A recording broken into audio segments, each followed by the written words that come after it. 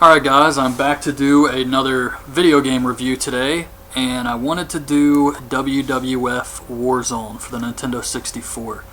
Before I get started, since I just did the Nintendo 64 collection video, I was just thinking of all like my other games I couldn't find, so that means I'm going to have to go through and try and find another box, because I was just thinking, I don't think I mentioned Wave Race, some of the South Park games, Ogre Battle, Banjo-Kazooie, Perfect Dark, and I mean I couldn't even find GoldenEye, so that really sucks and it's just driving me crazy wondering where my games are at. But anyway, on to Warzone.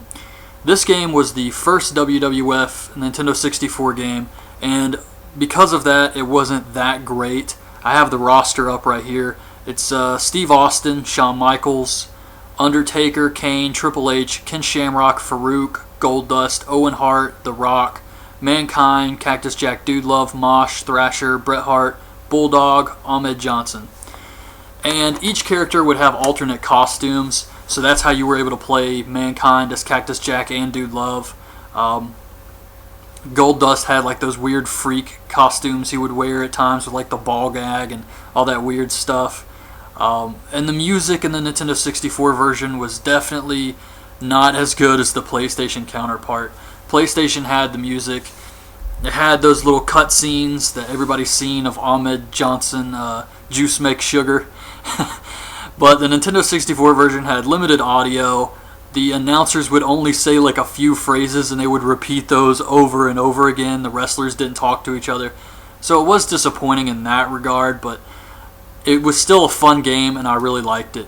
It was also that gameplay where you had to pause it and look at a move list to do DDTs and everything, and each character had like a 3-button finisher you had to press, and that was a little complicated, but they eventually, went to THQ, which WCW was using, and they got much better games, like No Mercy and WrestleMania 2000. So that was an improvement. However, for the time, 1998, I did enjoy this game.